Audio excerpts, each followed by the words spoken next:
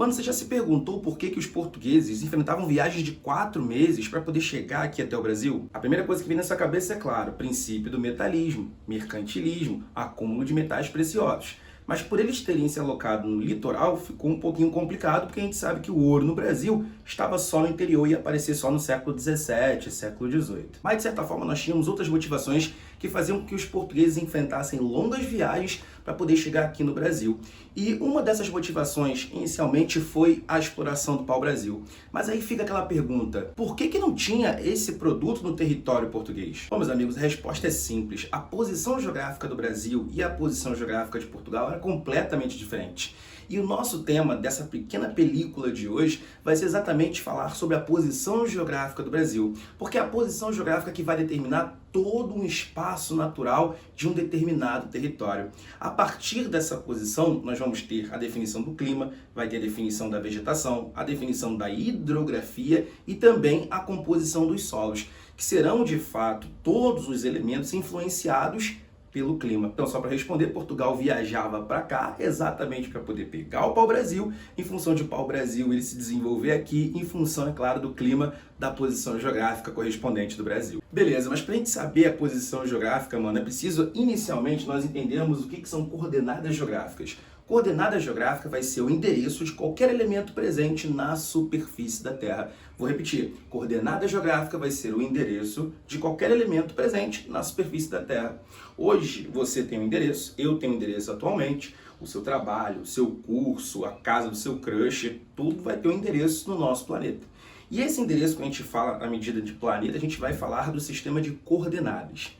Para que você consiga compreender o sistema de coordenadas, é de extrema importância você conseguir ter uma noção do que são paralelos e meridianos. Você já deve ter visto isso. Paralelos e meridianos são as linhas imaginárias que vão cortar o nosso planeta. Em qualquer mapa que você visualizou o mundo, por exemplo, você já viu aquelas linhas desenhadas, claro, verticais, linhas horizontais, que muitas das vezes dificultavam até a sua visualização desse mapa. Nunca viu, não? Olha aí, ó, um exemplo para você visualizar. Perceba que essas linhas estão sendo traçadas aí nesse mapa justamente com o objetivo de mostrar a coordenada geográfica e a correspondente posição geográfica de qualquer país no nosso planeta. Beleza, mas como a gente está falando do clima, quando a gente está falando da característica natural que desenrola pelo território brasileiro, a gente vai ter que estudar inicialmente aqui, ó, os paralelos. O que são paralelos, professor?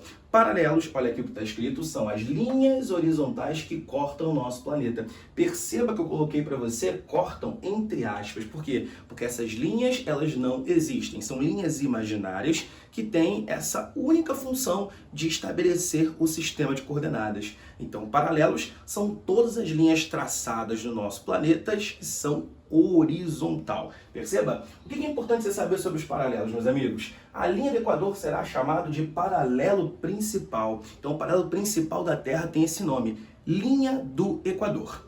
Ela tem uma importante função no nosso planeta, perceba. Ela vai dividir o planeta em 2 hemisférios, hemisfério norte e hemisfério sul. Então, à medida em que a linha do Equador, repara aqui nesse meu desenho, ela está sendo traçada aqui praticamente no meio do planeta Terra, nós temos a criação de 2 hemisférios. Hemisfério norte e hemisfério sul. Esse é o primeiro ponto de partida para você entender a posição geográfica do Brasil e depois a gente compara um pouquinho com a posição geográfica de Portugal. Outro ponto importante, chega aqui comigo. A partir da linha do Equador, nós vamos ter uma variação em graus. Essa variação em graus, ela vai da linha do Equador até qualquer extremo norte ou sul da Terra. Perceba aqui, a linha do Equador, como ela vai ser o paralelo principal, ela vai ser o início da contagem desses graus. Então ela vai marcar 0 graus. A partir dela, temos uma variação de 90 graus para norte e 90 graus para sul. Essa variação em graus, ela vai ter um nome. Nós vamos chamá-la de latitude. Então, latitude será a variação em graus dos paralelos ou de qualquer ponto da superfície da Terra em relação à linha do Equador, que é o paralelo principal. Então, vamos repetir aqui, resumido, para a gente poder perceber? Paralelos são as linhas horizontais que cortam o planeta. A linha do Equador vai ser o paralelo principal da Terra. A linha do Equador, por ser o paralelo principal, ela vai estabelecer 2 hemisférios, norte e sul. E a partir dessa linha, que vai marcar 0 graus, nós teríamos uma variação em graus que vai de 90 para norte e 90 para sul. a qual nós vamos dar o nome de latitude. Tá ficando fácil? Tá pegando essa ideia? Então vem aqui comigo. Professor, qual é a função da latitude? Perceba aqui comigo. A partir das diferenças de latitude, nós vamos ter a criação das zonas térmicas da Terra. O que você entende por zonas térmicas? Zonas de diferentes características de temperatura, claro. Mas por que a Terra tem diferentes temperaturas à medida em que nós vamos analisando todo o seu corpo? Bom, temos que perceber o seguinte, que por a Terra ser redonda, o Sol, quando aquece o nosso planeta, ele vai irradiar áreas de maneira mais intensa, vai ter uma radiação solar mais direta, e vamos ter áreas onde a radiação solar, repara, ela chega mais inclinada, ou seja, chega menos radiação solar. Então percebemos que a Terra ela não é aquecida de maneira homogênea, tendo áreas que nós vamos ter muita radiação solar e áreas que nós vamos ter pouca radiação solar. E é exatamente a latitude que define as diferenças de calor na Terra e, consequentemente, estabelecem as zonas térmicas do nosso planeta. Agora, pega o papel, pega a caneta, porque eu vou te dar uma premissa muito importante para você anotar. Quanto menor for a minha latitude, maior será a minha radiação solar.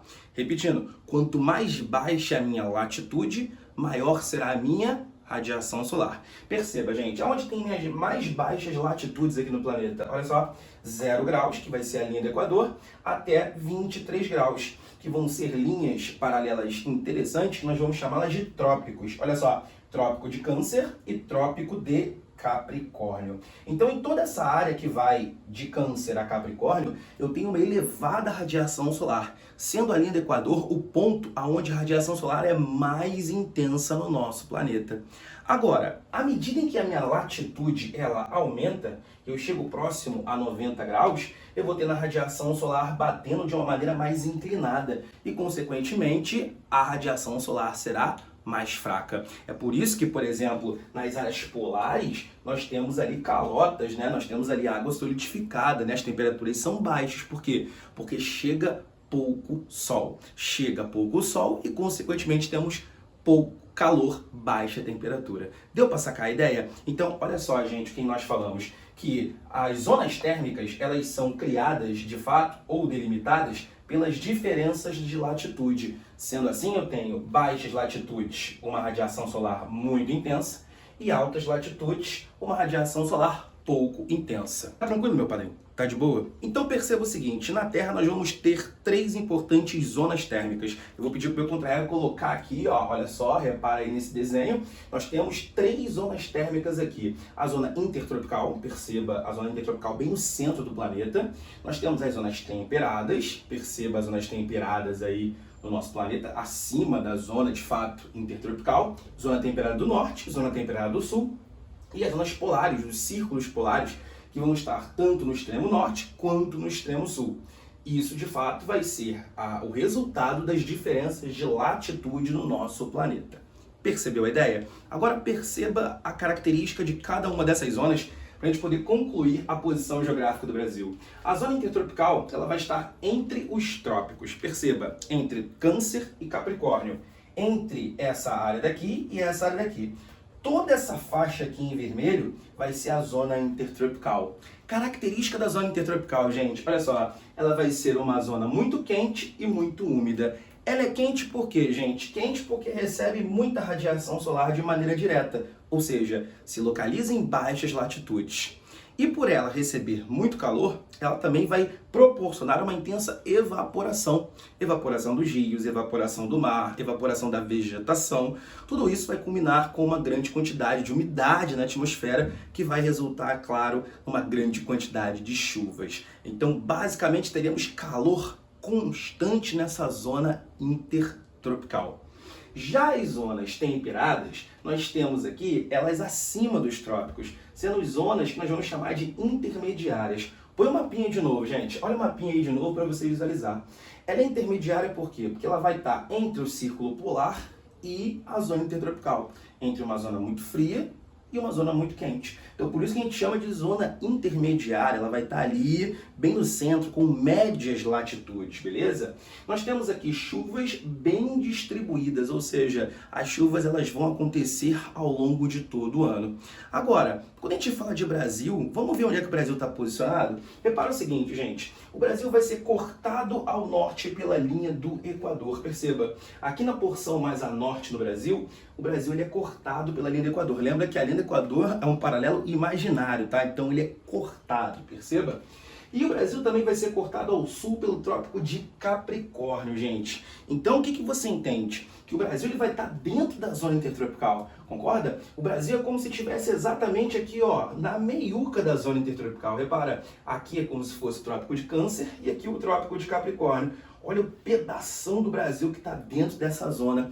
Isso explica o porquê que o Brasil vai ter climas que vão ser quentes o ano inteiro. Então temos ali basicamente grande parte do nosso território dentro da zona intertropical. É por isso que temos florestas, é por isso que temos climas muito úmidos, porque a zona intertropical tem essa característica climática que vai impactar em todo o espaço natural. Então você tem essa resposta do porquê que o Brasil ele motivava de fato os portugueses virem para cá, né, para buscar esses produtos, porque esses produtos não tinham em Portugal. Portugal vai estar localizado aqui, ó, nessa faixa temperada. Olha só Portugal, repara lá aqui, ó, nesse meu desenho, olha Portugal onde está, ó, na faixa temperada. Não tem pau-brasil em Portugal, não tem drogas do sertão em Portugal, cacau, pimenta do reino, castanha do Pará, isso não tem em Portugal. Então por isso que eles vinham buscar aqui no Brasil. Mas temos um pedaço importante do Brasil que a gente tem que destacar, que vai ser aqui, ó, a região sul do Brasil, região sul, o extremo sul de São Paulo e Mato Grosso do Sul, que são áreas que estão na zona temperada do sul. Essas áreas nós vamos ter um clima um pouquinho diferente do restante do território e, coincidentemente, foi a área que mais se instalaram europeus. Será que foi por causa exatamente da composição do clima, que era parecido com o da Europa? Bom, meus amigos, espero que você tenha entendido. Se você quer a aula completa, você vem nesse perfil aqui, ó, que vai aparecer aqui do Instagram, manda uma mensagem no inbox, porque tem essa aula completa na plataforma com esse quadro aqui maravilhoso e o complemento de uma próxima aula. Tamo junto, grande abraço!